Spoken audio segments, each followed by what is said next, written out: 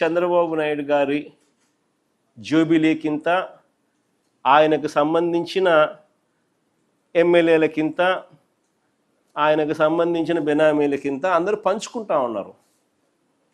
దోచుకో పంచుకో తినుకో అన్నట్టుగా రాష్ట్రానికి సంబంధించిన ఆదాయాలు ఇసుక తీసుకున్నా, మట్టి తీసుకున్నా, సిలికా తీసుకున్నా, లాటరైట్ తీసుకున్నా, గ్రనైట్ తీసుకున్నా, లిక్కర్ మాఫియా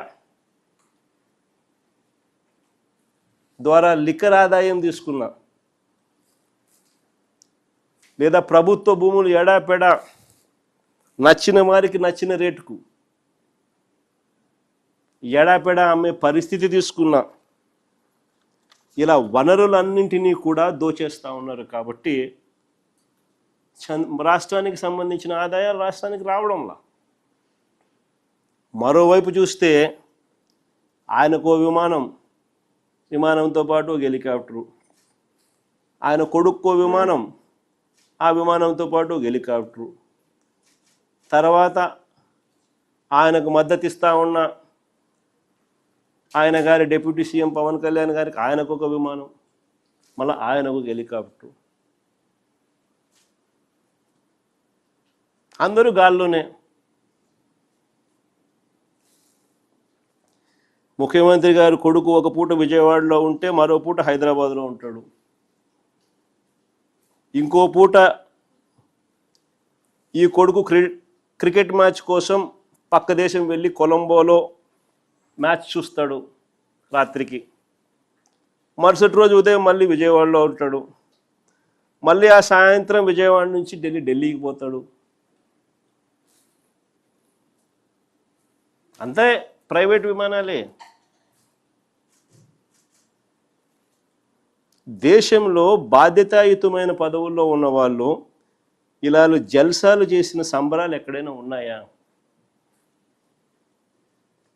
కొలంబోలో మ్యాచ్ ఆడతా అంటే ఈయనకేం స్వామి, నాకు అర్థం కాదన్నా. ప్రైవేట్ ఫ్లైట్లో కొలంబోకు పోయి మ్యాచ్ చూస్తాడు. ఈ టీవీ చూస్తే కనపడదా మ్యాచ్?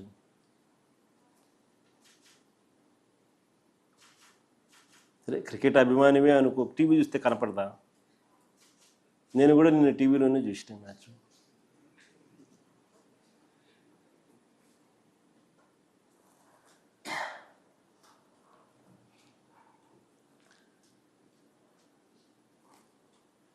రాష్ట్ర ఆదాయాలు ఎలా పెరుగుతాయి?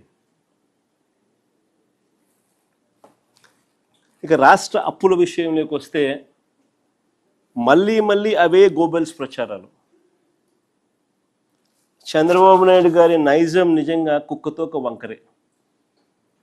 అంటే ఎన్నిసార్లు మనము చెప్పినా కూడా ఎందుకయ్యా అబద్ధాలు చెప్తావు, వాస్తవాలు ఇవి, ఇదిగో వాస్తవాలు అని మనం ఎన్నిసార్లు ప్రజెంటేషన్ ఇచ్చినా, ఎన్నిసార్లు మనం సాక్ష్యాలు ఆధారాలతో సహా చెప్పినప్పటికీ కూడా అవే గోబెల్స్ ప్రచారాలు, అవే అబద్ధాలు రిపీటెడ్గా. కుక్కతోక కూడా ఎప్పుడైనా మీరు గమనించే ఉంటారు. దాన్ని కరెక్ట్ చేయడానికి నువ్వు ఇటు చేయండి, అది మళ్ళీ ఆయనకి వెళ్ళిపోతుంది. అందుకనే సామెత కూడా అంటారు కుక్కతోక వంకర అని. చంద్రబాబు నాయుడు గారి నైజం కూడా కరెక్ట్గా అంతే.